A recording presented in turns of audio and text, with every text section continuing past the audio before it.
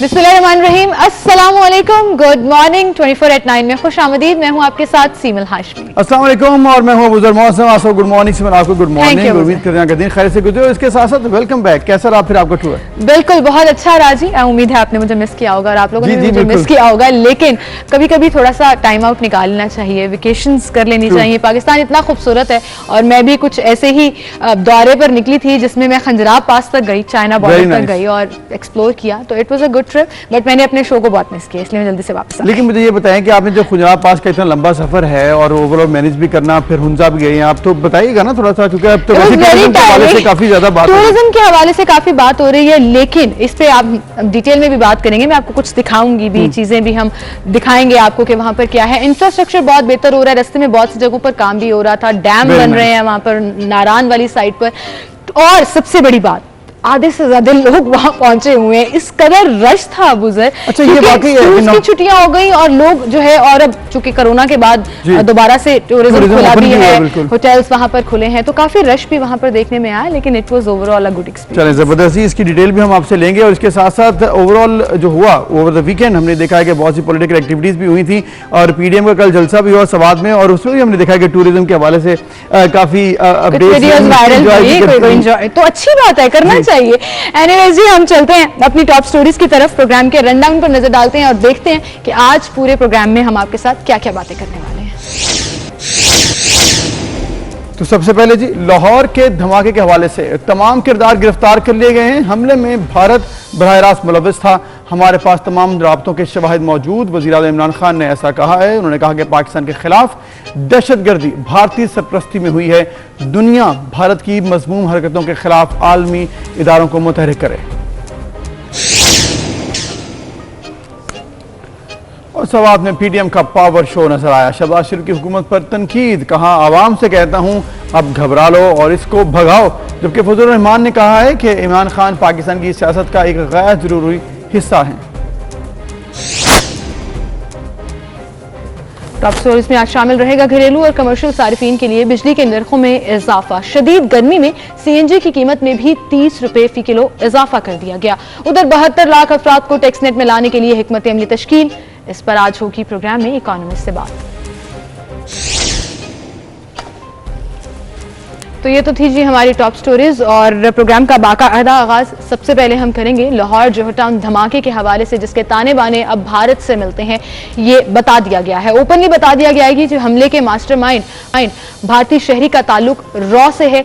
Machine कौमी सलामती मोइज यूसुफ ने यह कहा है कि दहशतगर्दी से पहले पाकिस्तान के इन्वेस्टिगेशन सिस्टम पर साइबर हमले किए गए हैं। बिल्कुल, और इसके साथ साथ ये भी कहा गया कि धमाका और साइबर हमला एक साथ जुड़े हैं। हमारे इदारों में तमाम चालों को नाकाम बना दिया है। अल्हम्दुलिल्लाह पाकिस्तान ने तमाम चालों को नाकाम बनाया और ये भी कहा कि अब भी आलमी बरादरी खामोश रही तो फिर समझा जाएगा कि वो अमन ही नहीं चाहती है। और मशीर कौमी सलामती ने यह भी कहा कि पाकिस्तान में मौजूद तमाम मुल्जिमान कानून की गिरफ्त में आ गए हैं।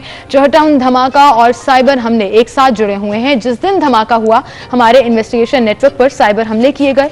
हमारे इदारे साइबर सिक्योरिटी पर काम करके बहुत मजबूत हो गए और ये बात बिल्कुल ठीक है। आपको याद होगा बुजुर्ग कि 16 घंटे के अंदर अंदर इन्वेस्टिगेशन एक्सटेंड होना शुरू हो गई थी। ताने बानों को जोड़ना शुरू कर दिया था। पहले गाड़ी पकड़ी गई, फिर उसकी रजिस्ट्रेशन से वो लोग पकड़े गए, उनके सहूलतकार देखे गए। तो ये पूरा नेटवर्क ऐसा लगा कि एक बेहतरीन इन्वेस्टिगेशन की एग्जांपल रहा। बिल्कुल, और इसके साथ साथ अब देखना है कि दुनिया इस पर क्या कहती है, क्योंकि पाकिस्तान ने तो अपना रोल अदा कर दिया है और प्रॉपर इन्वेस्टिगेशन कर ली है। इस पर हम बात करेंगे। हमारे साथ मौजूद हैं ब्रिगेडियर रिटायर्ड गजनफर साहब, जो कि डिफेंस एनालिस्ट भी हैं, तजियाकार हैं। ब्रिगेडियर साहब, बहुत शुक्रिया, आपने वक्त दिया। एक बार फिर भारत के जो औशे हथकंडे हैं, भारत ने जो पाकिस्तान में किया, एक दफा फिर उसको बता दिया गया है पूरी दुनिया को। क्या कहेंगे, क्या दुनिया इस पर बात करेगी जो भारत पाकिस्तान में कर रहा है? बहुत बहुत शुक्रिया। असल में भारत आज से तो पाकिस्तान में कर नहीं रहा। ये एक भारत ही नहीं सर, बल्कि ये अगर आप और बैकग्राउंड में जाएंगे तो एक कोलैबोरेशन है।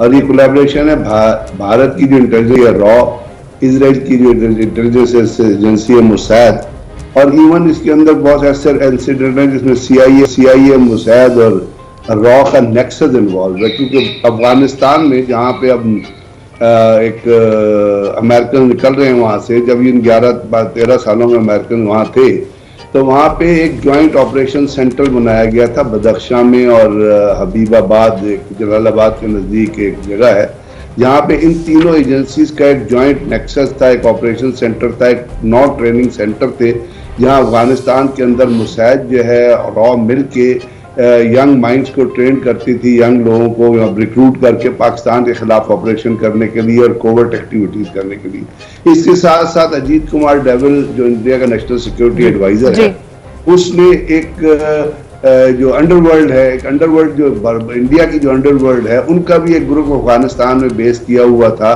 पाकिस्तान के अंदर इस किस्म की कार्रवाइयां करने के लिए।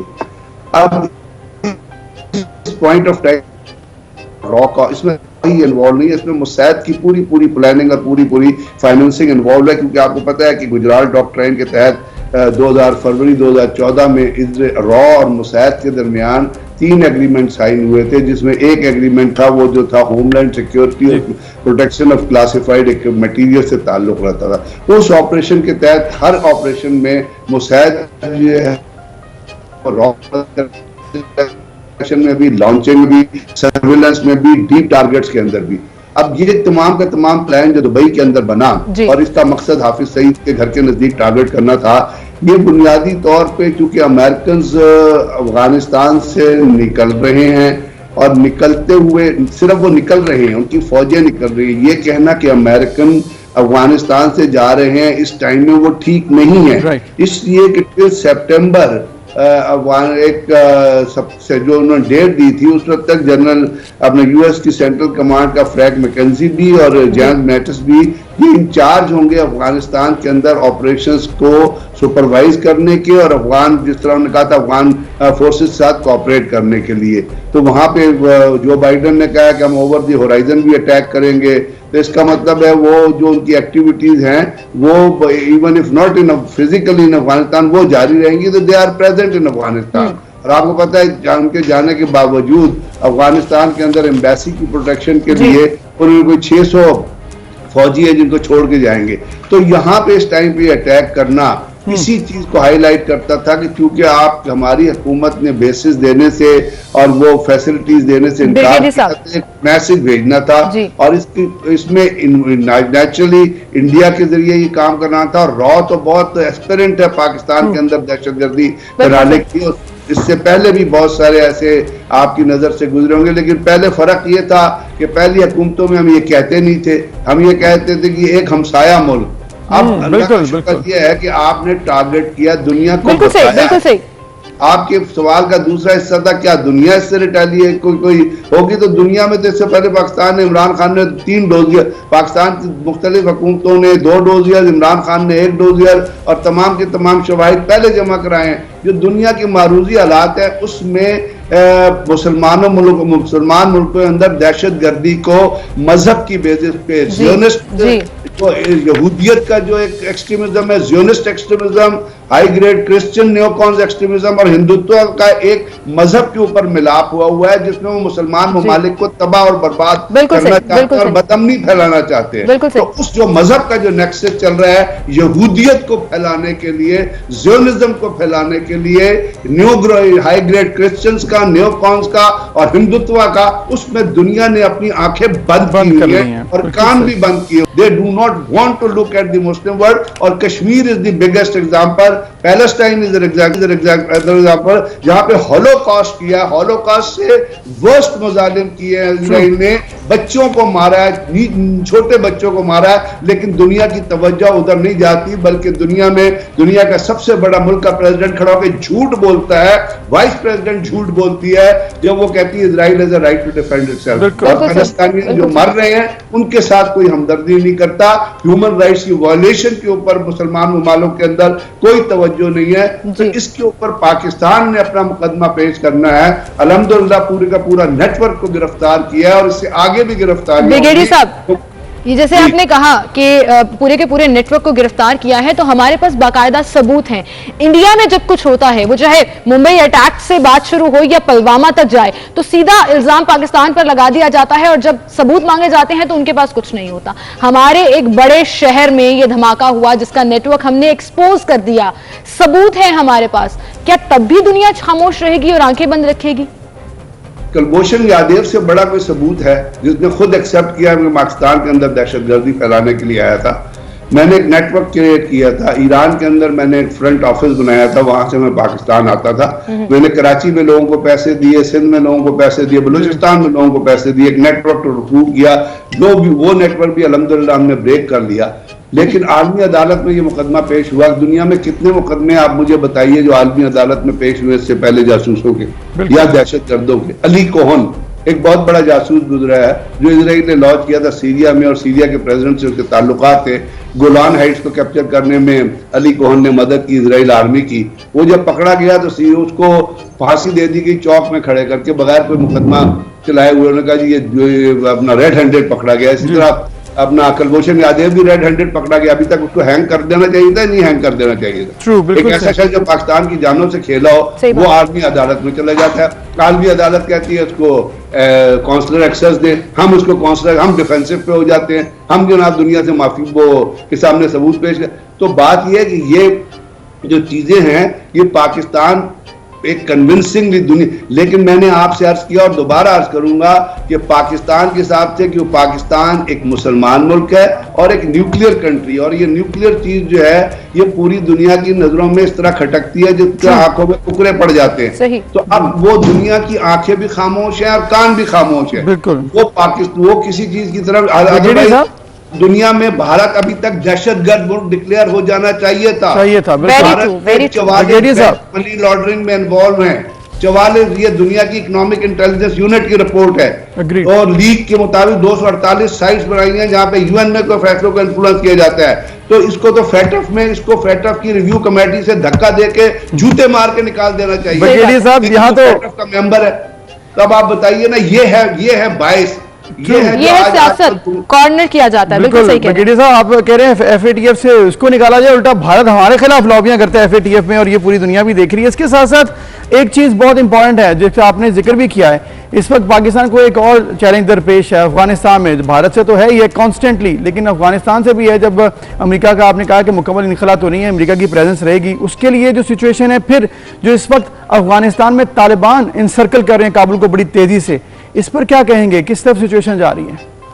आपका तालिबान जो है वो रुक नहीं सकते मेरी नजर में, क्योंकि तालिबान के पास दो चीजें हो गई है। एक तो तालिबान के पास पहले ही बहुत मतलब जब वॉर हो रही थी तो उनको कहीं ना कहीं जो सप्लाई हो रही थी तो they have that equipment unit के जरिए उन्होंने एक दुनिया की बहुत बड़ी ताकत को, और बल्कि 43 ममालिक के जो जिनके पास दुनिया का सबसे latest aircraft, latest surveillance capability, latest intelligence capability, latest weaponry थी, उनको उन्होंने नाको चने चबा दिया। बल्कि आज वो अपने आप क्या कहें कि जेम्स स्कॉट मिलर जो उनका वहां पे जो कमांडर हैं वो डिफीट एक्सेप्ट कर चुके हैं, और वो कह रहे हैं, उनके स्पोक्स पर्सन ने कहा कि तालिबान बड़ी तेजी से आगे बढ़ रहे हैं। और कल एक बहुत इंपॉर्टेंट जगह पंजवाई डिस्ट्रिक्ट सेंट्रल ये अपना सदर्न कंधार में जो तालिबान की बर्थ प्लेस है, जहां पे तालिबान ने जन्म लिया था, तो उन्होंने वो भी काबू में कर लिया। और 4000 डिस्ट्रिक्ट में कोई 110 डिस्ट्रिक्ट वो काबू कर चुके हैं।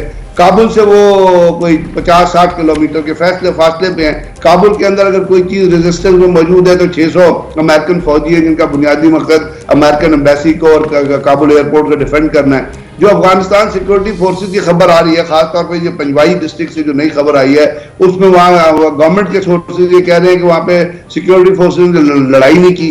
तो इस मौके पे हुआ ये है कि एक तो उनके पास जो हथियार आ रहे हैं तालिबान के पास, और जो अमेरिकन फोर्सेस ने छोड़ के अफगानिस्तान की सिक्योरिटी फोर्सेस को दिए थे, वो एक बहुत बड़ा आर्सेनल है। यानी 714 व्हीकल्स हैं, लाइट व्हीकल्स उन्होंने कब्जे में कर लिए। अफगान फोर्सेस को कुछ 26,000 के करीब जो है वो हमवीज दी गई थी। अब नेचुरली उसमें से जैसे अफगान फोर्सेस जो है वो रिट्रीट करेंगी, वो उनके कब्जे में आएंगी। फिर बहुत सारे ऐसे इक्विपमेंट है, हैवी इक्विपमेंट है, जिसमें एक है अपना 122 मिलीमीटर D30 टोड हवेट्जर आर्टिलरी होती है, उसके कुछ 17 पीसी जो एक आर्टिलरी बटालियन के बराबर होते हैं, वो भी तालिबान के कब्जे में आ गए। और आपको पता है तालिबान हर किस्म का हथियार चलाना जानते हैं। तो इस हिसाब से अफगानिस्तान के अंदर तालिबान, मुझे लगता है कि अगले 15-20 दिनों में काबुल सराउंडिंग और नॉर्दर्न साउथ और बहुत सारे साउथ अफगानिस्तान, नॉर्थ अफगानिस्तान, मजार शरीफ से ऊपर जाएं आप, अपना तमाम ये तालिबान के कब्जे में आ गए। लेकिन ये तमाम की तमाम लड़ाई जो है ये अफगानिस्तान के अंदर हो रही है।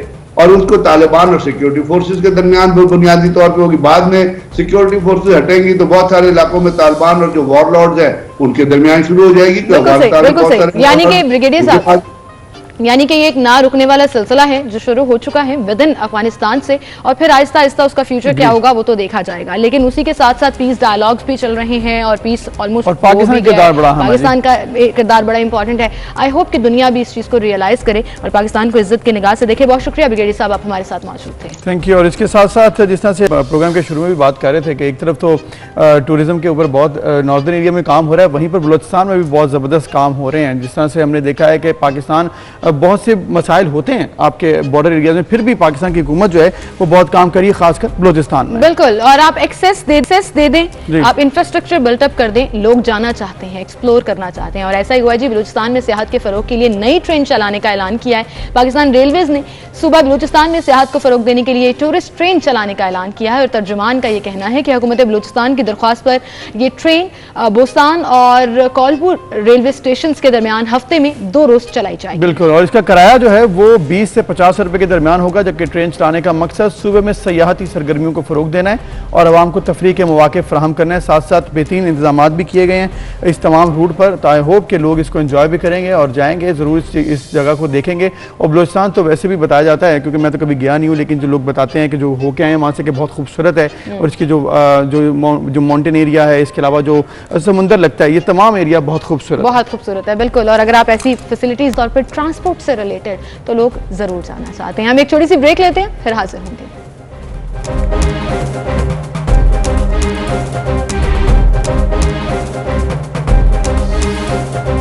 Welcome back. एक बार फिर से आपको खुशामदीद कहेंगे और मुल्क भर में कोविड की सिचुएशन के ऊपर बात कर लेते हैं। आलमी वबा कोरोना वायरस के सबब पाकिस्तान में मजीद 19 अमवात वाक़ई हुई, जबकि 1347 नए केसेस रिपोर्ट हुए और मस्बत रेशो जो है वो एक बार फिर स्लाइटली बढ़ना शुरू हो गई है, दैट इज 2.97। और आई होप ये 3 के अंदर ही रहे, ताकि जो सरगर्मियां हैं वो उसी तरह बहाल रहें जैसे इस वक्त इकोनॉमिक सारी सरगर्मियां हो रही हैं। और इसके साथ साथ अगर हम बात करें तो वो गुज़श्ता 24 घंटों में 22 हुई हैं और 22,427 तक पहुंच चुकी है। मस्बत केसेस की तादाद 9,63,660 है और एक्टिव केसेस की तादाद 33,999 है, और 9,07,934 अफराद को कोरोना से अब तक सेहतयाब भी हो चुके हैं। बिल्कुल, इसी के साथ साथ अगर वैक्सीन का भी जिक्र करें तो वैक्सीन के नंबर्स भी बढ़ रहे हैं, और ये एक बहुत अच्छी चीज़ है कि लोग इसको खुद से अवेयरनेस लेकर इसको ऑप्ट कर रहे हैं। पाकिस्तान में लगाई जाने वाली कोरोना वैक्सीन की तादाद अब तक 1,70 लाख से तजावुज़ कर गई है, और इसके साथ साथ अमरीकी वैक्सीन जिसका बहुत चर्चा था मोडर्ना, वो भी अब लगना शुरू हो गई है, और इस्लामाबाद के F9 पार्क वैक्सीनेशन सेंटर से इसका आगाज जी। और आज से दीगर शहरों में भी अमरीकी वैक्सीन लगाई जाएगी, और NCOC का ये भी कहना है कि पंजाब के 15, सिंध के 2, खैबर पख्तूनख्वा 13 और बलूचिस्तान के 3 सेंटर्स पर वैक्सीन दस्तयाब होगी, जबकि खैबर पख्तूनख्वा में 5,13,381 अफराद को अब तक वैक्सीनेशन मुकम्मल भी कर ली गई है। और ये और भी चीज़ इंपॉर्टेंट कि अब जिन लोगों ने पाकिस्तान से बाहर जाना था, चाहे वो काम के हवाले से हो या फिर स्टडी वीज़ा हो, उनको भी ये वैक्सीन जो है वो लग रही हैं। बिल्कुल, वो लग रही हैं और ये एक्सेप्टेबल भी हैं, क्योंकि जो कंट्रोवर्सी चाइनीज वैक्सीन को लेकर हो रही थी, इसी वजह से ये गैप जो है फिल हो जाएगा। इसके साथ साथ अगर हम बात करें एग्जाम्स की और स्टूडेंट्स की, तो ओवर द वीकेंड हमने ये देखा कि इंटरनेट के ऊपर टॉप ट्रेंड रहा, जहां पर स्टूडेंट्स प्रोटेस्ट कर रहे थे और वो अभी भी बाज़िद हैं कि उन्होंने इम्तिहान नहीं देना है जी। और हैशटैग ये था जी कि इमरान खान स्टूडेंट्स की सुन लो, लेकिन अब वफाकी वज़ीर तालीम ने कह दिया है कि हमने नहीं सुननी, बहुत हो गया, आखिरी फैसला सुना पहले से सुना रहे हैं, लेकिन अब कह रहे हैं बस ये आखिरी। उन्होंने कहा कि लास्ट ईयर हमने तमाम स्टूडेंट्स को प्रमोट किया विदाउट एग्जाम, और इस दफ़ा सब सूबों के वज़राए आला ने और साथ साथ वज़ीरों ने ये डिसाइड किया कि इस दफ़ा प्रमोशन ऐसे नहीं होगी, एग्जाम्स होंगे। और इसीलिए अब आज से बाकायदा बल्कि सिंध में एग्जाम्स का आगाज भी बिल्कुल, कराची समेत सिंध में आज मैट्रिक एग्जाम्स जो हैं वो स्टार्ट भी हो रहे हैं, और स्टूडेंट्स से मैं ये कहूँगी कि बहुत सी चीज़ें उन्होंने रिवाइज भी की हैं, कोर्स को श्रिंक किया है, मार्किंग सिस्टम को थोड़ा सा चेंज किया है कि बच्चों को रिलैक्सेशन दी जाए, लेकिन इसका मतलब ये नहीं है कि हर दफ़ा आप पेपर्स दिए बगैर, एग्जाम दिए बगैर आप प्रमोट हो जाएंगे। ये मैं नहीं कह रही, प्लीज़ मेरे अगेंस्ट मत होइएगा, ये शफकत महमूद साहब कह रहे हैं, और उन्होंने कहा है कि जो मर्जी हो जाए अब तो सिर्फ पेपर होंगे, छुट्टियां आप बाद में मनाइएगा, और जितनी आपने सैर करनी है वो एग्जाम्स के बाद करें जी। और अगर आपने सैर करनी है तो फिर नॉर्दर्न एरियाज हों या फिर बलूचिस्तान के एरियाज हों, वहाँ पर आप जा सकते हैं। नॉर्दर्न एरिया का मैं इसलिए जिक्र कर रहा हूँ, एक तो आप भी होके आई हैं और कल बहुत फ्रेश होकर आए कल वहाँ पर एक जलसा भी भी था सवात में, उससे पहले मालम जबा में बहुत से खूबसूरत मनाजिर भी हमने देखे हैं कि जहाँ पर पॉलिटिकल एक्टिविटी अपनी जगह, लेकिन कल वहाँ पर जो हमारे पॉलिटिशियंस हैं वो खूब एंजॉय कर रहे थे। बिल्कुल, और मरियम औरंगजेब की सवात में ये जो वीडियो है वो काफ़ी वायरल हुई सोशल मीडिया पर, इसका काफ़ी चर्चा हुआ। वो जिप लाइन जो है उसकी उससे मजे ले रही थी और इंजॉय कर रही थी, लेकिन वज़ीर आला खैबर पख्तूनख्वा के मुआविन ख़ुसूसी ने क्रेडिट ले लिया। उन्होंने कहा कि देखें जी, पीडीएम यहाँ जलसा करने आई और केपीके की जिप लाइन जो है वो पीडीएम की रहनुमाई एंजॉय करेंगे। बिल्कुल नहीं होना सबकी है, चाहे जैसे मोटर में भी सबकी है, पैसे दें और आप उससे जो है किसी पॉलिटिकल पार्टी की ना ही किसी एक मखसूस इदारे की है, या फिर तो मेरे ख्याल में ये बात जो है वो इस तरह से नहीं होनी चाहिए। एक नॉर्दर्न एरिया में एक टूरिज्म स्पॉट है, उसको सभी एंजॉय करना चाहिए। बिल्कुल, और अब जलसे की बात कर लेते हैं। जो असल एक्टिविटी रही कल, उस पर हम बात करेंगे। हमारे साथ सीनियर एनालिस्ट हमाद गजनवी साहब मौजूद हैं। पीडीएम का ये जलसा जिसमें शहबाज शरीफ साहब ने बड़ी धुआंधार तकरीर की और पावर शो जो है वो खासा मुतासर कुन भी रहा। हमाद गजनवी साहब क्या कहते हैं? अस्सलाम वालेकुम सर। जी वालेकुम सलाम। सर, जिपलाइन पे बात नहीं करेंगे, जलसे पे बात करेंगे, क्योंकि हर कोई जिपलाइन पे बात कर रहा है। तो जलसा कैसा लगा आपको? जलसा अच्छा था जी। जैसे उन्होंने अपने होम ग्राउंड पर, एक तरह से सवात उनका होम ग्राउंड है, मैंगोरा का जो इलाका जीती अपनी, और मौलाना की भी बड़ी प्रेजेंस है, तो बड़े सेफ जगह से उन्होंने दोबारा अपनी इस तहरीक पता नहीं से अब कहना चाहिए नहीं कहना चाहिए, लेकिन दोबारा एक आगाज किया है। और तकारीर वगैरह वो दिलचस्प थी, जैसे कि आपने बताया, मौलाना की तकरीर भी जिसमें उन्होंने, लेकिन बुनियादी नुक्ता जो था तमाम तकारीर का अगर देखा जाए तो वो इमरान खान यानी जो मौजूदा हुकूमत है इस पर वो तनकीद थी, और उसके मुख्तलिफ पहलुओं पर और उसकी मुख्तलिफ कारगुजारियों पर और या लैक ऑफ एक्टिविटी पर, दोनों तरह से उस पर वो तनकीद करता रहे। मसलन नेशनल सिक्योरिटी काउंसिल के इजलास में नहीं बुलाया गया प्राइम मिनिस्टर साहब को, इस पर फजल रहमान साहब ने यानी जो मरकजी 2-3 बातें चुभने वाली उन्होंने की, और इसी तरह सी पैक के हवाले से उन्होंने कहा जी कि इसे आपने कैसे रोक रखा है, देखें, और इतनी बड़ी तरक्की के जो मौके थे आप जाहिर कर रहे हैं। और फिर एक उन्होंने सेंसिटिव इशू जो है कि अमेरिका को एयर कॉरिडोर जो है वो आपने दिया हुआ है पहले से ही और अब भी है, और इस तरह उन्होंने एक अवामी गुफ्तगू भी की है उनको लताड़ने के लिए हुकूमत को। और शहबाज साहब की तकरीर आप जो बात कर रही थी, शहबाज साहब वो तो बड़े प्यारे लीडर हैं, वो कोई इतनी ज्यादा ऐसी बात नहीं करते जिससे कि मुख्तलिफ क्वार्टर्स को तकलीफ पहुंचे, और उन्होंने भी इमरान खान पर और लेजिटिमेट जो पॉलिटिशियंस को जैसे कि ऑपोजिशन को करना चाहिए वो उन्होंने गुफ्तगू की। जैसे कि इमरान खान साहब को खुदा जाने कौन सा लम्हा था जब वो कह बैठे कि अब 1 करोड़ नौकरियां बांटी जाएंगी, और हमारे साहब सिर्फ नौकरियों के हवाले से नहीं है, बहुत सी चीजों के हवाले से है उस बहस लेकिन बहरहाल वो उनके गले में डैम्स भी है, उसमें 350 खुदा जाने क्या क्या है, लेकिन ये मुसलसल अब उन पर तनकीद होती है, और ये लेजिटिमेट तनकीद है कि उन्होंने ये वादे कर रखे हैं तो अब इसका जवाब तो देना होता है। फिर जैसे जरदारी साहब के हवाले से शहबाज शरीफ ने एक जुमला बोला था ना कि वो पेट ये वाला जो भी एक पार्लियामेंट्री जो था, वो एक जुमला है उनका। दूसरी तरफ साहब के बड़ी तवील एक फहरिस्त है जुमलों की, लेकिन आप देखेंगे कि शहबाज शरीफ साहब को पीछा नहीं छोड़ता है वो जुमला। खैर जरा हम भटक गए, दोबारा आ जाइए पीडीएम के जलसे पर। जरा सा कारवां में बेसमत जैसे होता है ना, अब मुझे यूं लगता है कि पहले जैसे होता है ना हुकूमत को गिराने वो निकले हैं और एक उसको बड़ा जोर, अब वो जैसे वो शैंपेन की शू निकल जाती है ना, वो फिज लगता है जैसे खाना पूरी लग रही है आपको, खाना पूरी लग रही है। जी फरमाइए। बल्कि आप जिस तरह कह रहे हैं कि वो विज निकल गई है, उसमें से एक और चीज भी है कि कल शहबाज शरीफ साहब ने बाकायदा कहा है कि वोट देकर हमें आप अगली दफा मुंतखब करें तो हम खिदमत करेंगे, यानी कि ये इंतखाबी मुहिम ही थी, ये हुकूमत गिराने के हवाले से कोई खास बात नहीं होने वाली। जी जी जी बिल्कुल, जैसे एक जरा तुंदी आ जाती है ना हुकूमत को गिरा के हम दम लेंगे अब, तो इससे जरा वो सारा टेम्परेचर बढ़ जाता है, वो जो सपोर्टर होते हैं वो हामीन जो होते हैं पार्टी के, वो भी जरा जोश में आ जाते हैं कि हुकूमत गिराने निकले हैं जी, हम भी वो जिहाद हो रहा है जैसे। लेकिन ये तो एक बड़ी महज़ब गुफ्तगू है कि हम इलेक्शन की तरफ जाएंगे और हमने अच्छे काम किए हैं और ये साहब अच्छे काम नहीं कर रहे हैं, तो वो बड़ी सीधी सी और संजीदा और बड़ी बीते बच्चों वाली यानी गुफ्तगू की बात है। मरियम की जो एब्सेंस है ना, उससे भी आप देखेंगे कि फर्क पड़ता है। पीडीएम के लिए वो यानी क्राउड पुलर है और आवाम में है, और उनकी जो गुफ्तगू होती है उससे जरा एक फुलझड़ियां सी कुछ चलती हैं, तो फायरवर्क्स होते हैं। हाँ। और लोग उनकी तकरीर दिलचस्पी से सुनने जाते हैं। तो शहबाज शरीफ साहब जो उनकी शोहरत है उस काम के वो माहिर हैं, यानी उन्होंने जैसे पंजाब की तरक्याती स्कीम सारी बनाई है और सारे सूबे को जिस तरह वो एक सतह ऊपर लेकर आए, वो उनकी खूबी थी। लेकिन ये उनकी खूबी नहीं है, is a great administrator and manager.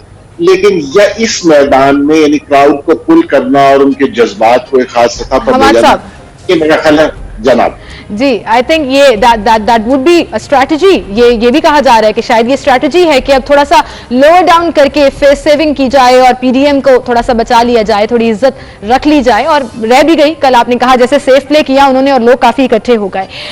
ये बात तो हो गई जलसे की। अब अगला कराची में होना है, देखते हैं वहां पर सिचुएशन क्या होती है और इसी तरह से लो लाइन रहकर बात की जाती है या वहां पर दोबारा से वो जोश और विलवला नजर आता है। दूसरी तरफ अगर हम बात करें पंजाब असेंबली में जो बिल पास हुआ है, मीडिया बिल, जिसके ऊपर जो है वो अप्रूव कर लिया गया है, अब वो गवर्नर साहब के पास है।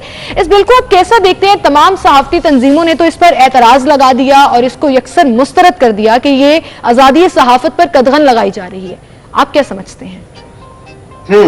ये बिल मैं तो बड़ा दिलचस्पी से इसे देख रहा हूँ। देखिए इसकी तो यानी ये क्या है, इससे क्या कदगन लगती है नहीं लगती, तो बात की बात है। आप ये देखिए कि जिस अंदाज से, जिस तरह दबे पांव आकर ये बिल पास करवाया गया है, वो बजाते खुद उससे कान खड़े हो जाते हैं कि ये क्या होने जा रहा है। क्योंकि आप देखें कि एजेंडा पर कोई आइटम नहीं है और एजेंडा पर आइटम कई दफा आ भी जाते हैं न तोड़कर, लेकिन आप ये देखें कि ये ऐसा कोई आइटम नहीं है। ये तो एक किसी ने एक फैसला किया, वो कानून बनना, फिर उसको लिखना, फिर वो वेट होना, फिर किसी से अप्रूव होना, ये कई मनाजिल से होता हुआ आया। और दिलचस्प बात और सुनिए, एक कानून यानी जो डिपार्टमेंट है, लॉ डिपार्टमेंट, उसको खबर ही नहीं है कि ये कानून बनाया जा रहा है। तो यानी एक मुल्क जंग में चला जाए और फौज को इल्म ना हो कि जंग हो रही, मतलब ये आप तसव्वुर कर सकते हैं। तो बहुत अजीब तरीके से इसे किया गया। और इसका जो पहलू बिल्कुल और भी आपको हैरत में मुब्तला करेगा वो ये है कि इसमें तमाम पार्टी शामिल हैं। ये बिल जो है एक ऑपोजिशन भी साथ ही है, हुकूमत की तरफ से पेश हुकूमत की तरफ से पेश नहीं हुआ। इसीलिए आप ये भी देखेंगे कि ज्यादा इसका कुछ चर्चा भी नहीं है, कोई तस्करा नहीं हो रहा, क्योंकि हुकूमत तो है ही। ये जो ऑपोजिशन है उसने एक जुमला नहीं कहा इसके बारे में। यानी जिस तरह ये आप लोग एतराज करते हैं ना और बजा करते हैं कि यार ये सारे जो लेजिस्लेटर्स होते हैं, एमपीएस या एमएनएस, जिसका भी दाव लग रहा हो, ये अपनी मराहत जब लेनी हो तो तमाम लोग आपस में हाथ जोड़ लेते हैं और मिलकर एक जत्था बनाकर वो अपने हदफ की तरफ बढ़ते हैं। तो बिल्कुल यही बात है कि इस मामले पर आकर पीपल्स पार्टी के वो रुकन ने पेश किया और मुस्लिम लीग नून, मैंने नहीं सुना कि उन्होंने उस पर कोई तनकीद की हो, बाहर आके कोई प्रेस कॉन्फ्रेंस किसी ने की हो या गुफ्तगू करने की कोशिश की हो, कुछ भी नहीं हुआ। वो सारे बड़े स्मूथली चलते चले जा रहे हैं। ये एक तो ये पहलू है इसका। दूसरा ये जो बिल है ना, जिसमें आपने 6 महीने कैद हो जाएगी, जुडिशियल पावर्स यानी जो ली जाएगी मजिस्ट्रेट की पावर, और अगर किसी का इस्तेहकाक मजरू होता हुआ नजर आया किसी एमपीए का, तो वो उस सहाफी को या उस ब्यूरोक्रेट को वो सजा दे सकते हैं, कैद दे सकते हैं, बराह खुद ही दे सकते हैं। मजिस्ट्रेट की पावर्स उनके पास आ जाएगी। तो ये मुझे लगता है जैसे ये सारे मुल्क की फजा है, उसी तरह का ये कानून भी बनने जा रहा है। अब तो साइन होने के लिए गया हुआ। जैसे सारी फजा में एक टोटलिटेरियनिज्म सा आपको नजर आता है ना कि आप दूसरे डायरेक्टर को जैसे किल करने की कोशिश है, और चाहे वो कहीं भी नजर उसको वो किल करना चाहते हैं। जहाँ पर बस चलता है गजनवी साहब, वो कहते हैं ना जिसका जहां पर बस चलता है वो बिल्कुल कर रहा है और कहीं पर मौका जाने नहीं दे रहा है। और आपने बात की ना कि अपोजिशन ने कोई बात नहीं की, ये अपोजिशन तभी बात नहीं करती जब असेंबली में तनख्वाहें बढ़ रही हो ना, तभी मुतफ़िक़ ऐसे ही सब कुछ पास हो जाता है। बिल्कुल हमाद गजनवी साहब, बहुत शुक्रिया आपका। और इसके साथ साथ जहां हम हमेशा ये परेशान होते थे कि ऑर्डिनेंसेस आ रहे हैं, अब परेशानी ये है कि बिल आ रहे हैं, पता भी नहीं लग रहा और पास भी हो रहे हैं। तो ये सिचुएशन है हमारी असेंबलीज की और पार्लियामेंट। और एक ब्रेक लेते हैं, फिर मिलते हैं।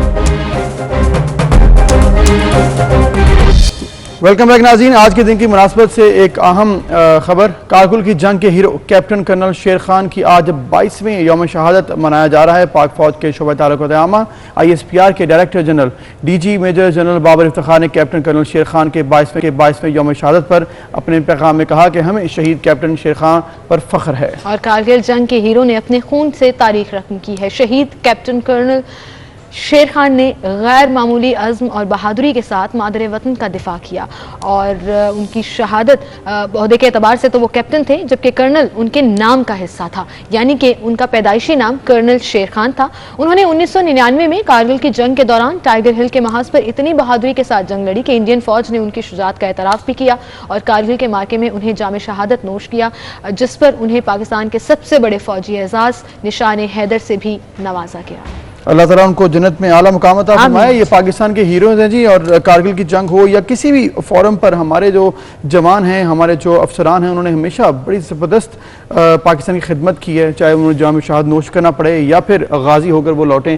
और मेरे ख्याल में यही चीज़ है कि जिसकी वजह से तमाम पाकिस्तानी जो हैं वो अपने फ़ौज पाकिस्तान की इज़्ज़त करते हैं। बिल्कुल, और इन्हीं की कुर्बानियों की वजह से हम रातों को सुकून की नींद सो सकते हैं। तो अल्लाह ताला पाकिस्तान की फ़ौज को भी सलामत रखे और पाकिस्तान को भी सलाम। इसी के साथ आगे बढ़ेंगे जी, और चूँकि सोशल मीडिया का दौर है और सोशल मीडिया पर जब भी कोई बात होती है तो मुझे लगता है कि हर कोई जो है वो अब इतना एक्टिव है कि अपनी राय भी देता है, कुछ पसंद नापसंद की चीज़ें भी शेयर करता है, और वो जो भी आपकी राय होती है आप उसको सोशल मीडिया पर शेयर करते हो। तो कल से एक वीडियो जो है वो वायरल हुई भी है, एक शादी की तकरीब की वो वीडियो है, और कुछ लोग अबूजर हमेशा बड़े जवान होते हैं, बड़े एनर्जेटिक होते हैं, जो इस वीडियो में देखा जा सकता है। बिल्कुल, हमें देखा जा सकता है कि बहुत ज़्यादा हमारी फेवरेट लेजेंड पाकिस्तान की बुशरा अंसारी साहिबा एक शादी की तकरीब में किसी गाने पर डांस कर रही हैं और साथ उनके अदनान समी खान के बेटे हैं। तो बड़ा ज़बरदस्त डांस और जो केमिस्ट्री थी और जो एनर्जी थी वो बड़ी ज़बरदस्त थी। बिल्कुल, मुझे तो मैं ये समझती हूँ कि आपको एंजॉय करना चाहिए रिगार्डलेस ऑफ योर एज। वो आपके जराए कुछ भी हो सकते हैं एंजॉयमेंट के, आप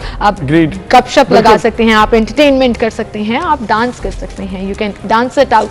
तो वही नजर आ रहा था जी, बुशरा अंसारी साहिबा ने बड़ा एंजॉय किया इस मेहंदी की तकरीब को, और जो वहाँ लोग मौजूद थे वो भी उसको काफी एंजॉय कर रहे थे। लेकिन सोशल मीडिया पर ये वीडियो तनकीद का निशाना भी बन रही है। वो तो फिर ऑब्वियसली मिक्स रिव्यूज आते हैं किसी भी वीडियो को देखकर, खासकर इस वीडियो में चूंकि अच्छा ये सिर्फ वीडियो ही नहीं है, और भी बहुत सी वीडियोज इस शादी की आई जिसमें बाकी भी स्टार्स थे हमारे, उन सब ने भी बड़े ज़बरदस्त डांसेस किए हैं और एंजॉय किया है। तो इसमें ही एक वीडियो बुशरा अंसारी की थी, लेकिन सबसे ज़्यादा इसलिए ये ज़ेरे बहस है क्योंकि एक तो बुशरा अंसारी साहब हैं, फिर गाना भी बड़ा अच्छा है, उसके बाद फिर उनका डांस भी अच्छा है, फिर जो केमिस्ट्री थी दोनों की वो बड़ी ज़बरदस्त थी। तो आप देखें, कहीं से लग रहा है आपको, कहीं से आपको लग रहा है कि वो जो साथ में पार्टनर है उनकी एज डिफरेंस कितनी ज्यादा है, कहीं से नहीं लग रहा। मतलब सेम एनर्जी के साथ शी इज परफॉर्मिंग, और ऐसे ही वो परफॉर्म करती हैं ना सिर्फ ड्रामाज में बल्कि स्टेज पर, हर जगह पर हंसती हैं और लोगों को भी खूब हंसाती हैं। आई थिंक यही एक चीज जो है वो आपको दिल जीत लेती है, फैंस का दिल जीत। बिल्कुल, और इसके साथ साथ जिस तरह से हम सोशल मीडिया का बात कर रहे हैं कि सोशल मीडिया बहुत सी ऐसी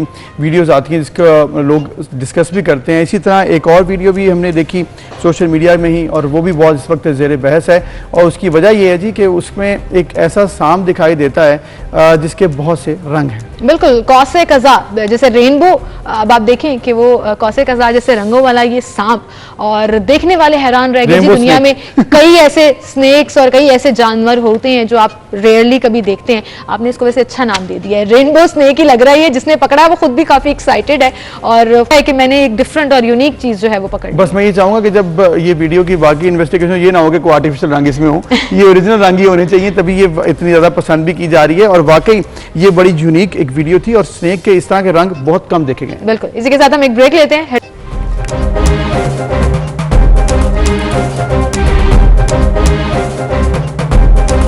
वेलकम बैक नाज़रीन। एक हमारे माशरे में एक चीज़ बहुत ज़्यादा तेज़ी से परवान चढ़ रही है, वो है अदम बर्दाश्त और घरेलू तशद्दुद। इसमें चाहे वो घरेलू तशद्दुद आप किसी मुलाजमा पर करें या अपनी फैमिली मेम्बर पर करें, और इसके साथ साथ जो तशद्दुद है उसकी हद क्या है, मुझे लगता है कि वो हद हम क्रॉस करते जा रहे हैं। और बड़ी अफसोसनाक वीडियोज़ हमने ओवर द वीकेंड देखी है जिस पर बहुत ज़्यादा अफसोस हुआ है मुझे। आप एज सोसाइटी मुझे ऐसा लगता है कि हम फेल होते जा रहे हैं। और सबसे पहले हम जिक्र करेंगे वो वीडियो जो प्रॉपर्टी डिस्प्यूट पर कल सोशल मीडिया पर वायरल हुई, और ये पेशावर का इलाका सोशल मीडिया पर गुज़श्ता रोज जो वीडियो वायरल हुई उसमें भाइयों की जानिब से माँ और बहन को बदतरीन तशद्दुद का निशाना बनाया जा रहा था। वीडियो वायरल होने के बाद पुलिस की जानिब से कार्रवाई की गई और उन दोनों भाइयों को गिरफ्तार भी कर लिया गया। जी, और इसके साथ साथ एक चीज़ हमने ये भी देखी कि जब इनको गिरफ्तार किया गया तो वो फिर लोगों ने इस बार खुशी का इजहार किया, लेकिन हमें ये भी देखना होगा कि आखिर ऐसे मुआशरे में हमारे रवैये क्यों हैं। फिर कत्ल की बात करें तो 3 रोज़ कबल कत्ल किए जाने वाले 2 भाइयों की लाशों को नहर से निकाल लिया गया। ये साहिवाल में वाक़या पेश आया था, जिसमें अब इस इन्वेस्टिगेशन भी हो रही है और अब लाशें भी निकाल ली गई हैं। ये भी एक इंतहाई अफसोसनाक वाक़या पेश आया, जिस पर पुलिस ने इन्वेस्टिगेशन करते हुए अब मामले तक पहुंच रही है और नौजवान मुलव्वस इसमें जो चीज सामने आई। अदम बर्दाश्त का एक और वाकया जो गुजरांवाला में पेश आया।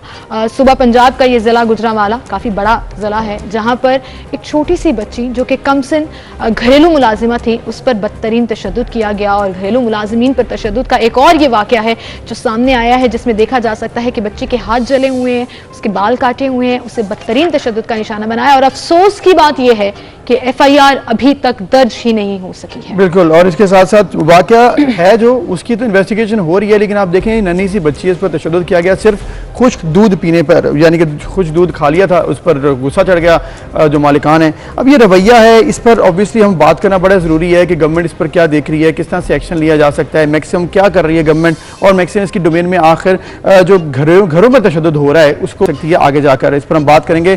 सेनेटर हैं डॉक्टर जरका साहिबा हमारे साथ मौजूद हैं, उनसे हम बात करेंगे। डॉक्टर जरका साहिबा, बहुत शुक्रिया, आपने वक्त दिया। इतनी ज़्यादा वीडियोज़ थी सोशल मीडिया पर, बहुत दुख हुआ देखकर। आप क्या कहेंगी, खासकर ये जो घरेलू मुलाजमा पर तशद्दुद हुआ है गुजरांवाला में?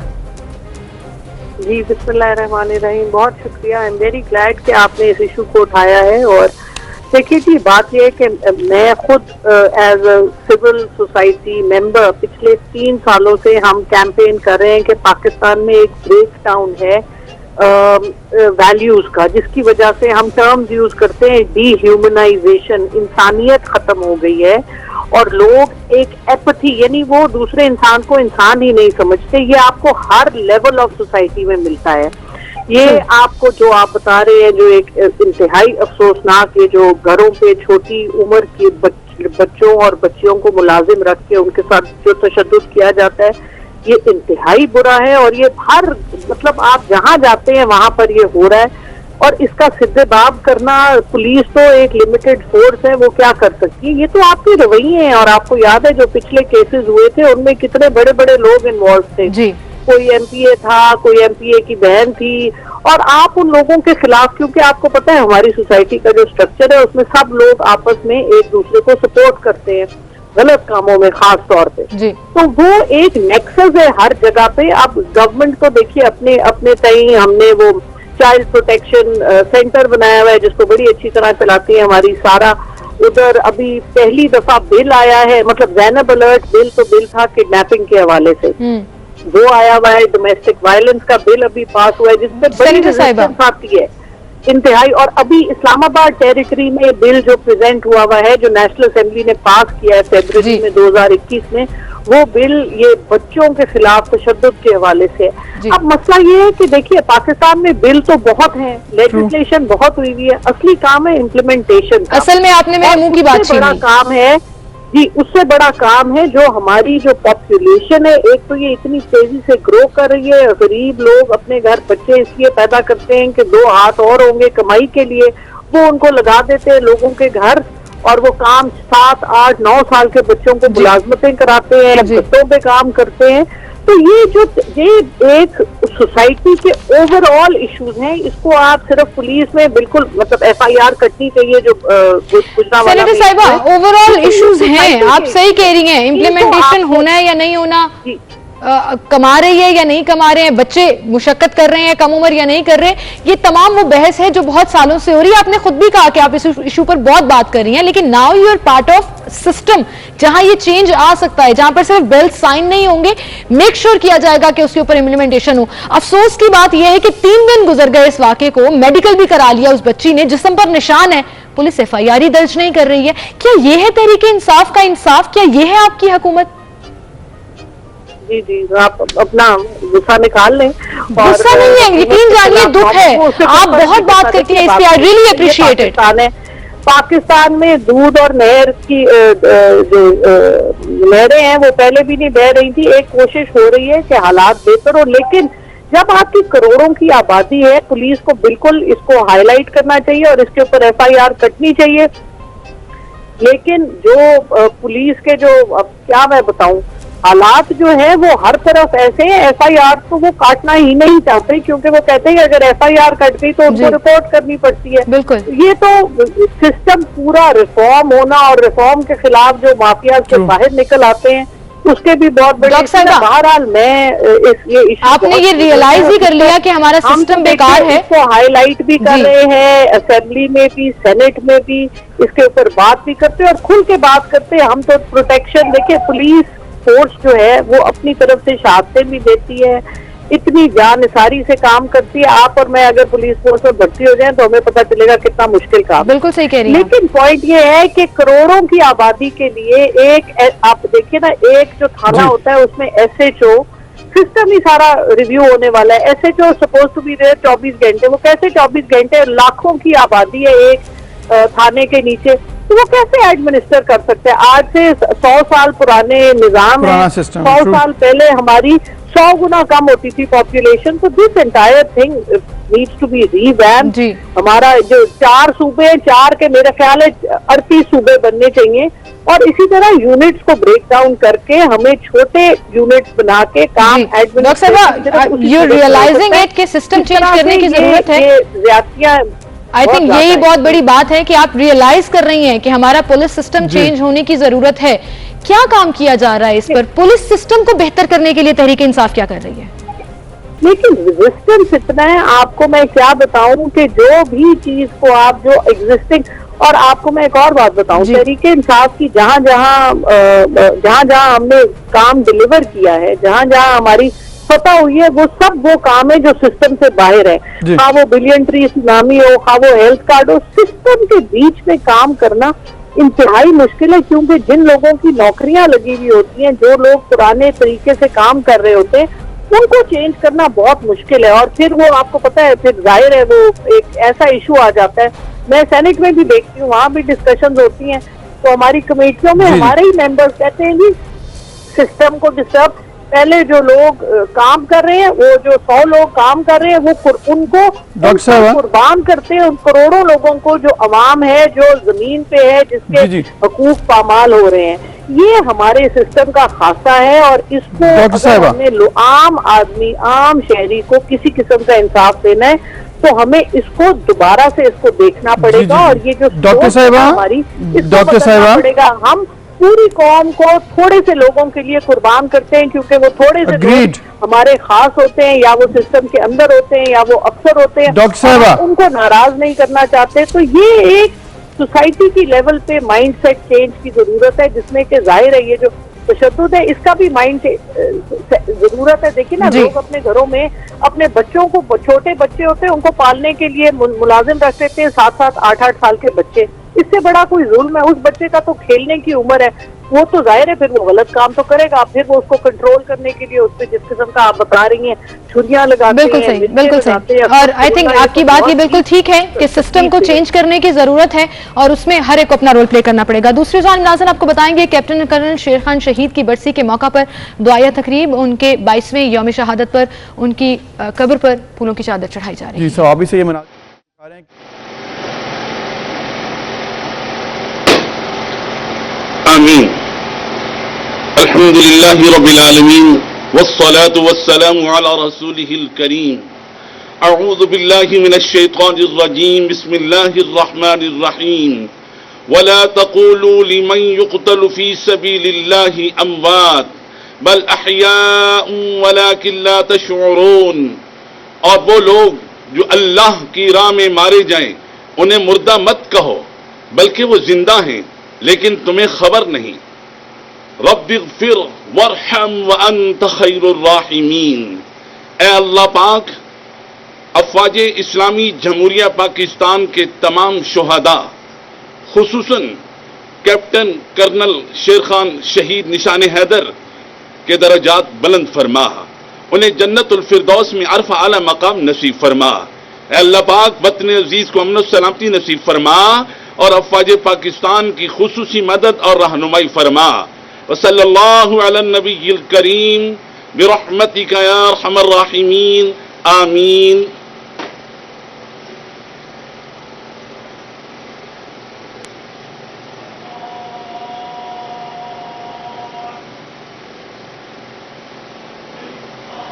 कारगिल जंग सवाबी से मनाजिर कैप्टन कर्नल शेर खान शहीद के निशान हैदर की 22वें यौम शहादत के हवाले से दुआई तकरीब हुई है और इसमें चीफ ऑफ आर्मी साहब जनरल कमर जावेद बाजवा साहब की जानिब से फूलों की चादर चढ़ाई गई, फूल पेश किए गए और दुआ की गई है।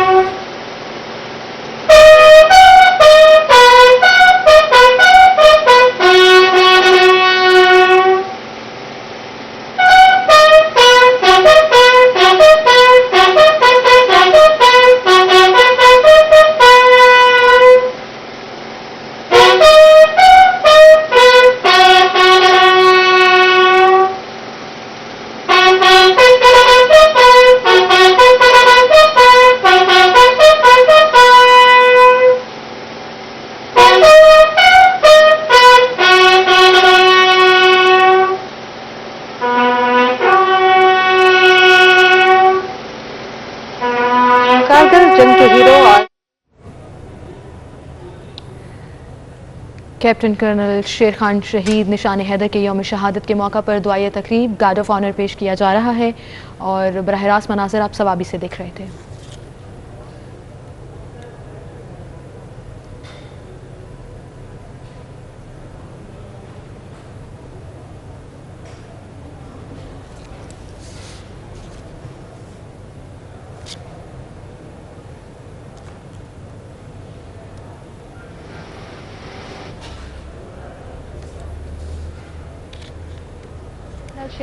कारगिल के हीरो कैप्टन कर्नल शेर खान का यौम शहादत और उनके लिए दुआया तकरीब और गार्ड ऑफ ऑनर पेश किया जा रहा है। अभी एक ब्रेक लेते हैं जी, फिर मिलते हैं।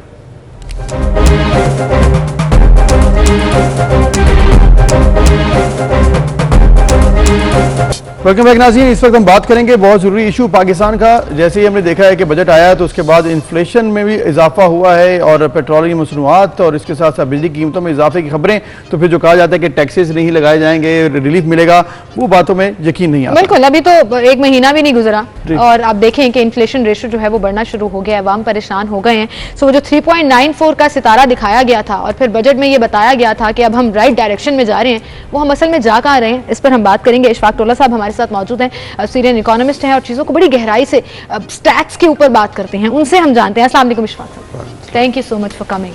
सर, ये तो एक सब सितारा दिखाया गया था कि बड़ा अब तो रोशन हो गया, 3 साल गुजर गए हैं, अब तो बेहतरी है, पैसे की रेल पे, फिर महंगाई बढ़ गई, फिर बिजली बढ़ने जा रही है, क्या हो रहा है? बिस्मिल्लाहिर्रहमानिर्रहीम। देखिए, एक्चुअली मईशत को 3 साल से अगर आप देखेंगे ना तो आपके जो अखराजात थे वो बहुत बढ़ गए और आपने देखा होगा फिस्कल डेफिसिट आपका काफ़ी बढ़ गया, जो 2000 अरब के अंडर होता था और 4-5% ऑफ GDP था, वो 7-8% पे आ गया।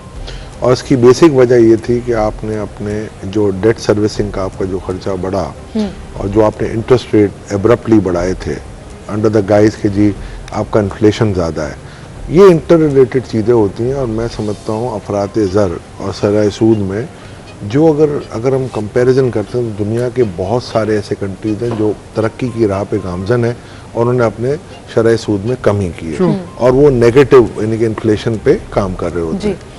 अब सवाल ये पैदा होता है कि आपकी मईशत क्या इस बात की इजाज़त देती है कि नहीं।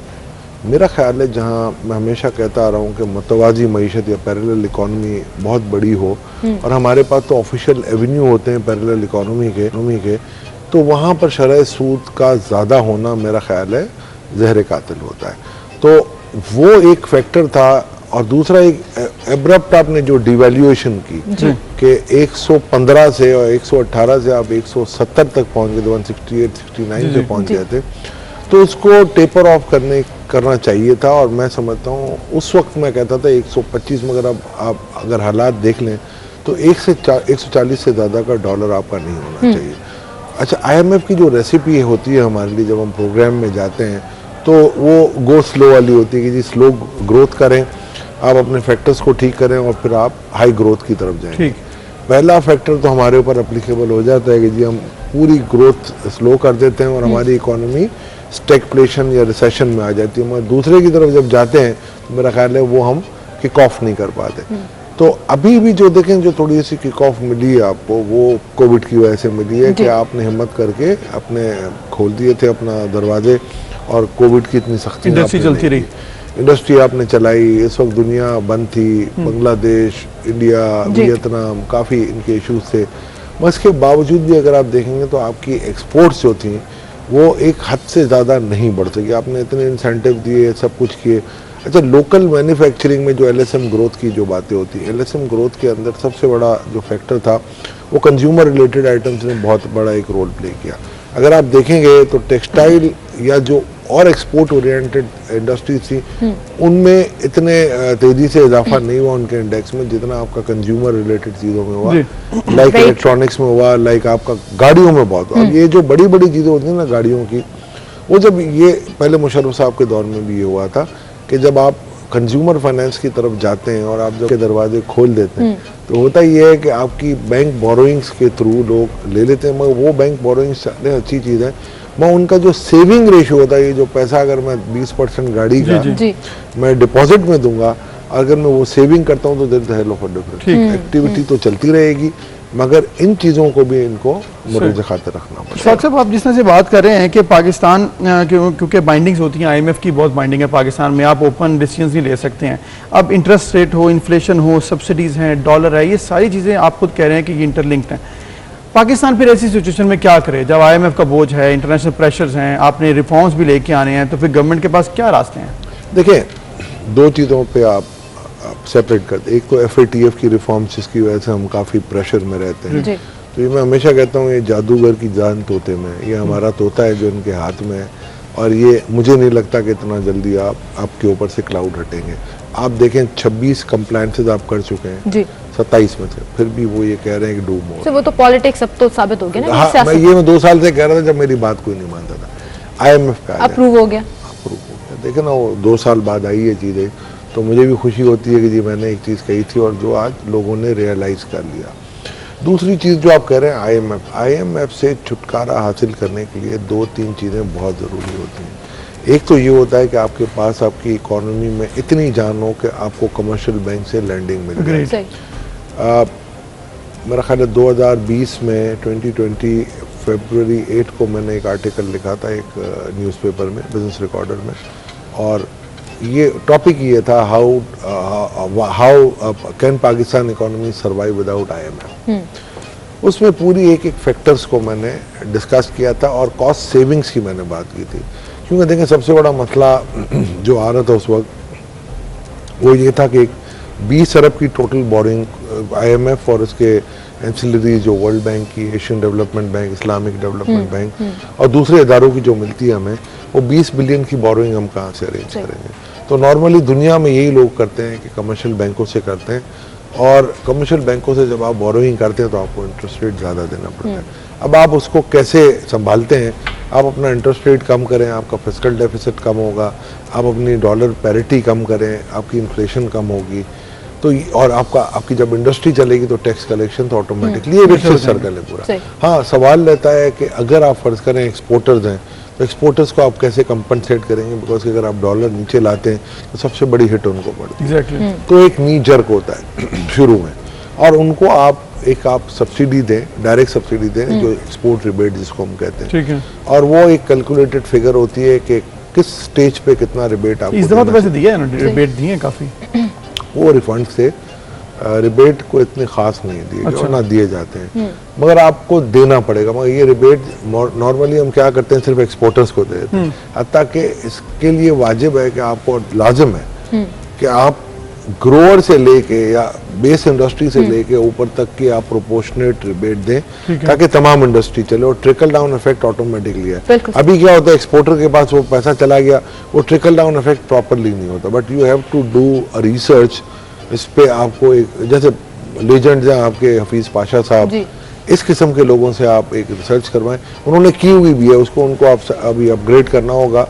तो मेरे साथ मैंने भी की थी उनके साथ मिलके कि कितने रिबेट आपको देने पड़ेंगे या कितना सेल्स टैक्स रिफंड आपको देना पड़ेगा कि आपकी पैसे हैं नहीं, कैसे देंगे? देखिए आपने ये बात बिल्कुल ठीक की है कि industry does not mean just exporters, it's overall industry. वो आपकी डोमेस्टिक इंडस्ट्री ग्रो करेगी तभी आपकी मुल्क के हालात बेहतर होंगे। लेकिन सर ये जी, सवाल पहले लेते हैं, जी, पैसे जी। नहीं है तो कैसे होगा, ठीक है ना। जी देखिए मैंने कहा आपको कि आपको पूरी ट्रांसफॉर्मेशन चाहिए, तो अगर आप एनालाइज करेंगे, और वो आपको मैंने लीड दे दी है कि पाकिस्तान इकोनॉमी सर्वाइव विदाउट जी। IMF, वो आप पढ़ लीजिएगा, ठीक है। उसको अब अपग्रेड करना पड़ेगा। उस वक्त मैंने 7% इंटरेस्ट रेट पे प्री कोविड की मैं बात कर रहा हूँ, हमारे यहाँ तो कोविड मार्च में आया था, मैंने फरवरी में लिखा था, शुरू फरवरी में। ठीक है। उस वक्त पूरा हमने एक पूरा प्लान दिया था, और I got some calls very nasty ones as well कि यार ये आप क्या लिख रहे हो, ये पाकिस्तान का मसला हो जाएगा। मैंने कहा नथिंग डूइंग, ये मेरा एक व्यू पॉइंट है, mean I am not saying कि ये कर लो। तो ऐसी चीजें काफी होती हैं, आप पढ़ लें। और अब पॉइंट ये है कि करने को बहुत कुछ सजेशंस, जैसे आप हफीज बाशा साहब का नाम ले रहे थे, सर आपकी भी बड़ी रिसर्च है, पूरे स्टैट्स हैं, जैसे आप अपने एक आर्टिकल का जिक्र कर रहे हैं, आगे भी ऑब्वियसली जब आप एनालाइज करते हैं सिचुएशन को, अब जो एक बेसिक सवाल जो एक गरीब आदमी को कंसर्न करता है, क्या हमारी इकोनॉमी बेहतरी की तरफ जा रही है जहाँ पर इन्फ्लेशन कम होगी, एक गरीब आदमी को रोजगार मिलेगा? गवर्नमेंट कुछ प्रोग्राम्स और स्कीम्स तो ला रही है, जैसे कामयाब पाकिस्तान प्रोग्राम, इस तरह के और भी बहुत से प्रोग्राम है जहाँ पर खुद मुख्तार कर रहे हैं लोगों को। देखिए ये अच्छे प्रोग्राम होते हैं, और आपकी अगर सोशल सेफ्टी नेट में अगर आप देखें, और अगर आपके पास लोग हैं और वो चाह रहे हैं कि अगर वो उनको अपने पाँव पे खड़ा किया जाए, मगर माजी में ये स्कीमें फेल हो चुकी हैं पहले भी, और मैं ये समझता हूँ कि ये स्कीम ठीक है अपनी जगह पर, बहुत अच्छी होती है, मगर मैं ये समझता हूँ कि अगर इस किस्म की स्कीमें आप लाते हैं तो रिस्क ऑफ डिफ़ॉल्ट भी आपका बहुत ज़्यादा होता है। तो आपको दो चीज़ों को देखना पड़ेगा कि आप किस तरीके से रिस्क ऑफ डिफ़ॉल्ट को बिल्कुल, मिटिगेट ये करें। बहुत बड़ा इशू भी है। ये बहुत बड़ा इशू है, और पहले अगर आपने देखा होगा तो बहुत सी काफ़ी स्कीम्स स्कीमों आई। में ये हुआ है, और ये स्कीमें कभी कभी डेट्रीमेंटल बैंकिंग सिस्टम के आपकी होती है। इसी तरीके से आप अगर देखेंगे, जैसे मैं कह रहा हूँ कि यस इंडस्ट्री बड़ी है, वो नी जर्क एक रिएक्शन था क्योंकि आप बिल्कुल बंद थे, मगर जब आप इवन प्री कोविड भी पिछले साल थे तो आपकी नेगेटिव ग्रोथ थी 0.38 टू बी एग्जैक्ट, और उस वक्त भी हम ये कहते थे कि आप इंसेंटिवाइज करो। जब आपने 13.25 से इंटरेस्ट रेट को 7 पे किया, आपकी इंडस्ट्री ने चलना शुरू कर बिल्कुल दिया। सही। आपकी इकोनॉमी जब चलेगी ऑब्वियसली उसी वक्त आपके एम्प्लॉयमेंट में मूवमेंट भी आएगी, मगर अगर आप बिल्कुल इकोनॉमी को नहीं चलने देंगे, ये आप एक स्विमिंग आपको जैसे करते हैं ना टाइड के साथ, वो एडजस्ट करना पड़ता है। तो अब इस वक्त जो आपकी टाइड बता रही है ना, जो मैं समझता हूँ 4 से 5% आपका इंटरेस्ट रेट होना चाहिए। अच्छा। और आपका 145 ही मेरा ख्याल है अराउंड इस रीजन में आपका। आपको लग रहा है कि दोनों चीजें गवर्नमेंट करेगी या इस तरफ सोचेगी भी? देखिए क्योंकि हालात तो अभी ऐसे नहीं मुझे, मैं अभी तक समझ नहीं रहा कि जी वो मैं ना जन्नत में जा रहा हूँ ना दोज़ख में जा रहा हूँ, मैं मीकात पे खड़ा हुआ हूँ कि हम कह रहे हैं IMF यस हम जा रहे हैं, नहीं जा रहे, तो दोनों तरफ हम देख रहे हैं। तो अगर आप देख रहे हैं एक फैसला कर ले, जैसे एक मतलब तो ये आप कुआं और खाई तो नहीं है? आप नहीं हो सकता, अब वो पता नहीं क्या कह सकते हैं, Catch-22 है गवर्नमेंट के लिए। अगर फर्ज करें, अगर आपने पहले भी एक मतलब डिले किया IMF में जाने से, हम कहते थे नहीं जाओ, गवर्नमेंट के कुछ दोस्त थे हमारे, कहते उनका जाओ और delay होगा बल्कि। रिस्पेक्ट देयर ओपिनियन, और वो डिले किया उन्होंने। जब डिले किया उन्होंने तो उसके नताइज हमने भुगते, सख्तियां हो गई और सख्तियां हो गई, और सख्ती होने के बाद आपकी मईशत बिल्कुल जबू हाली का शिकार हो गई। ट्रू। अब आप देखेंगे ना, अगर आप ये फैसला नहीं कर सकते, you want to be part of the IMF programme, तो जाहिर बात है उनकी शराइत माननी फिर पड़ेगी। इंटरेस्ट रेट भी बढ़ाना पड़ेगा, चीजें भी करनी पड़ेंगी, सब कुछ। देखिए जो कर्जा देता है ना वो सब वो कुछ अपनी शराइत डिमांड मनवाता करता है, है, बिल्कुल। तो वो शराइत मनवाएगा। अगर फर्ज करें वो कर्जा आप उसको बोलेंगे जी मुझे स्टॉप कर दो मेरा प्रोग्राम, तो फिर you are at your own, then there are certain economic consequences, And we can't afford that. we can afford that। We can? We can. Government thinks they can कैसे afford it. मतलब sir, फिर मतलब आप interest rate कम करें, आप economic activity बढ़ाएं। ठीक है। आप पे ये तो सैंक्शन नहीं लग सकती ना कि IMF के प्रोग्राम में नहीं है तो आप टेररिस्ट हो गए, हाँ फिर तो सही ये तो नहीं हो सकता। आपने उनकी अरे ऐसा अगर मुझे बताएं, अगर आप ग्रे लिस्ट में हैं आज तक, तो भी आपने 18 से है ना, आप 5.8 की भी आपने GDP ग्रोथ अचीव की है ना, जब भी ग्रे लिस्ट में थे। जब आप व्हाइट लिस्ट में थे तो 4% थी आपकी GDP ग्रोथ। हाँ, मतलब अपॉर्चुनिटीज आपने फिर खुद लेके आनी है और काम आपने खुद करना है। देखिए आप अपने लोकल इन्वेस्टर्स को फैसिलिटेशन करें, ईज ऑफ डूइंग बिजनेस करें, इंटरेस्ट रेट कम करें, इनको अलाउ करें डिफरेंट पैकेज। कंस्ट्रक्शन की मिसाल ले लें आप, यही चीज़ अगर मनी लॉन्ड्रिंग के जुमरे में अगर मैं टेररिस्ट फाइनेंसिंग और स्मगल्ड या ड्रग फाइनेंसिंग जिसको मैं कहता हूँ उसको मैं निकाल दूँ, देखिए, पाकिस्तान में जो पैरेलल इकोनॉमी है, इसकी सबसे बड़ी वजह ये दोनों चीज़ें नहीं हैं, ये साबित हो चुका है। पाकिस्तान में सबसे बड़ी वजह अगर पैरेलल इकोनॉमी की है तो वो ऑफिशियल एवेन्यूज हैं जो हम खुद क्रिएट करते हैं, जैसे रियल एस्टेट है। बिल्कुल ठीक। इस किस्म के चीज़ों को हम देखेंगे ना, अगर हम उनको सही मानों में पैकेज की शक्ल में ले आएंगे तो आप देखिएगा ये मईशत 8% से ग्रो और आपकी बात बिल्कुल ठीक है, एम्प्लॉयमेंट क्रिएट होगी, लोग बिजनेस करेंगे और बिजनेस से जब एक चेन जुड़ती है पूरे सिस्टम की तो हालात खुद ब खुद बेहतर होते हैं। Thank you so much sir for coming in. I hope कि आपकी सजेशंस और ये जो पूरे स्टैट्स हैं ये गवर्नमेंट भी रियलाइज करे और सिस्टम को चेंज करने के लिए कुछ अच्छे इकदाम और रिव्यू करनी पड़ेंगी पॉलिसीज, तभी इकोनॉमी बेहतर होगी। एक ब्रेक लेते हैं जी, फिर मिलते हैं।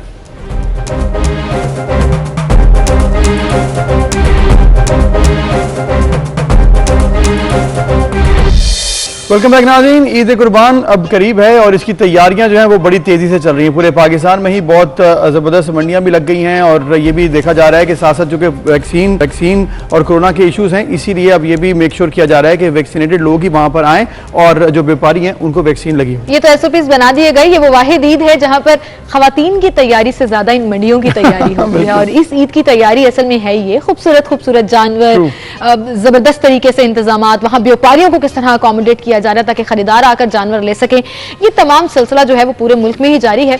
अब कराची में जो है वो इस वक्त करीबन 5 जो है वो लीगल मंडियां लगा दी गई हैं, जिसमें सबसे बड़ी जो एशिया की सबसे बड़ी मंडी है सराब गोट, वो भी कराची में लगाई जाती है और खूबसूरत तरीन जानवर जो है वो वहां पर मिलते हैं। तो हमारे साथ स्पोक्स पर्सन मवेशी मंडी कराची यावर रजा चावला साहब मौजूद हैं, उन्हें हम खुशामदीद कहेंगे। अस्सलाम वालेकुम यावर साहब। वालेकुम अस्सलाम जी, थैंक यू आपका। थैंक यू जी। पूरे साल का बिजिएस्ट टाइम आपका शुरू हो गया जहां पर मवेशी मंडियों को अकोमोडेट करना है, वहां पर व्यापारियों को देखना है, इंतजामात कैसा देख रहे हैं आप ये सब कुछ? अच्छा, पहले तो मैं थोड़ा सा इस पे थोड़ी सी रोशनी इस मंडी को आप बाकी मंडियों की तरह कंसिडर नहीं कर सकते। देखें, ये इस मुल्क का प्राइड है, इस शहर के लिए एक कराची क्योंकि इस मंडी को होस्ट करता है। ये अगर वैसे तो अगर आप अपना सर्च करेंगी तो आपको पता चलेगा कि शायद दुनिया में इतनी बड़ी जानवरों की मंडी जहाँ 6-6.5 लाख जानवरों की खरीदो फरोख्त होती हो इस 30 डेज के अंदर ऐसी नहीं लगती। तो एशिया की सबसे बड़ी मंडी हम थोड़ा सा एहतियात के साथ उसको बयान करते हैं और कराची वालों को इस बात पे प्राउड फील होना चाहिए कि ये मंडी आप होस्ट करते हैं। इसमें दुनिया से लोग आते हैं, वैसे ही विजिटर्स आते हैं हमारे पास। कई लोग शौकीन लोग हैं जो दुबई से आ रहे होते हैं, कोई लोग कुवैत से आ रहे होते हैं, कतर से आ रहे होते हैं। इसमें तरह तरह के जानवरों की नस्लें यहाँ पे आपको मिलती हैं जो कि आप लोग शोकेस कर रहे होते हैं। अगर आप इसको आके देखें तो ये नॉर्मल मंडी आपको नहीं लगेगी कभी भी। जी, नॉर्मल मंडी नहीं है और प्यारे प्यारे जानवर। तो यावर साहब, नॉर्मल मंडी तो नहीं है, बहुत बड़े पैमाने पर तैयारी भी हो रही है। अब आप ये बताइएगा, चूंकि बहुत बड़ा चैलेंज है कोरोना का और उसमें भी वैक्सीन लोग लगवा रहे हैं इस वक्त बहुत तेजी से, तो उसके हवाले से क्या प्लानिंग्स की हुई हैं कराची में ओवरऑल? अच्छा, बिल्कुल आपका क्वेश्चन जो है ना, आप कोरोना की इस हकीकत से हमने पिछले साल भी इसी तरह से मंडी लगाई और कोरोना के साथ रहते हुए SOPs पे अमल दरामद कराते हुए इस मंडी को लगाया गया। अच्छा, कोरोना की हकीकत को जो आप झुटला नहीं सकते ना, तो दूसरी तरफ वो फार्मर है जिसने पूरा साल इस मंडी के लिए जानवर तैयार किए। अच्छा, जो इकोनॉमी का स्लो डाउन है वो इस मंडी की वजह से एक आप कहेंगे कि एक व्हील चलना शुरू होता है। जी। मैं ये कहूंगा कि इस मंडी की वजह से अर्बन से इकोनॉमी, अर्बन से पैसा, फंड्स ट्रांसफर होते हैं रूरल की तरफ। तो मुझे इस मंडी की अहमियत बहुत लगती है। बिल्कुल सही। एक तो सुन्नत इब्राहिमी है और उसके साथ साथ ही इकोनॉमी का पहिया चलाती है। अर्बन से रूरल की तरफ पैसा ट्रांसफर होता है। तो मैं SOPs की जहां तक बात है तो तमाम तर SOPs एक ऐसी जगह पे, अगर हम शहर के अंदर जगह जगह पे जहां मंडियां लगी हो, इलीगल गलियों मोहल्लों में, वहां आप SOPs के ऊपर अमल दरामद नहीं करा सकते। बिल्कुल ठीक कह रहे हैं। जबकि ये मंडी गेटेड कम्युनिटी में लगती है। ये 900 एकड़ से जायद के रकबे के ऊपर लगाई जाती है मंडी। इस मंडी में डिफरेंट ब्लॉक्स बनाए जाते हैं। इसमें जनरल ब्लॉक, इसमें VIP ब्लॉक्स, इसमें जानवरों के अंदर भी कैटेगराइज किया। जबरदस्त। अच्छा, दुम्बों का अलग ब्लॉक है, आपने कहा बकरों की साइड अलग है, गाय बैलों की अलग है, ऊंटों की अलग है। तो यार साहब, जानवरों की आप बात करें, साथ ये भी बता दीजिएगा कि ज्यादा जानवर कौन से आए हैं इस दफा? ऊंट, बैल, बकरा? अच्छा मैं आपको ये बताऊं कि देखिए कराची में ज्यादातर जो है ना वो इज्तिमाई कुर्बानी का रुझान है जी। तो आपको ज्यादातर जो है वो बड़ा जानवर मिलेगा ठीक और बकरा भी उसी तरह से। असल में आप ये खुद देख रहे हैं इतनी बड़ी उसके अंदर आप कम्युनिटी को सर्व करने जा रहे हैं जहाँ की रिक्वायरमेंट अगर आप कराची की आबादी 3 करोड़ की को डिवाइड करेंगे तो आपको पता चलेगा कि 11-12 लाख जानवर आपको चाहिए कराची में।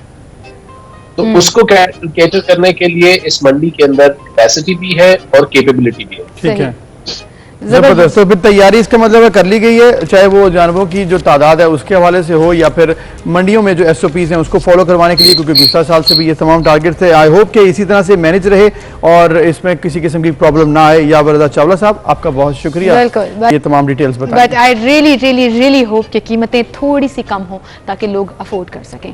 अब ये मैंने कह तो दिया है लेकिन लोग शिकवा कर रहे हैं कि महंगे हैं, दुआ कर रही हूँ कि मुझे इस दफा जानवर सस्ता मिल जाए। ऐसा हुआ है कि पिछली दफा से कभी चीज कभी सस्ती मिली? हमेशा अगली दफा रेट ज्यादा ही होता है, ये तो मुझे कंफर्म है। तो लिहाजा कोई आप ये उम्मीद नहीं है, मतलब लग नहीं बांधे ऐसी कोई बात नहीं। चलें जी, उम्मीद नहीं बांधते लेकिन एक उम्मीद तो मुझे है कि इंशाल्लाह कल आपसे फिर मुलाकात होगी। अपना बहुत सा ख्याल रखिएगा, हमें इजाजत दीजिए। अल्लाह हाफ़िज़।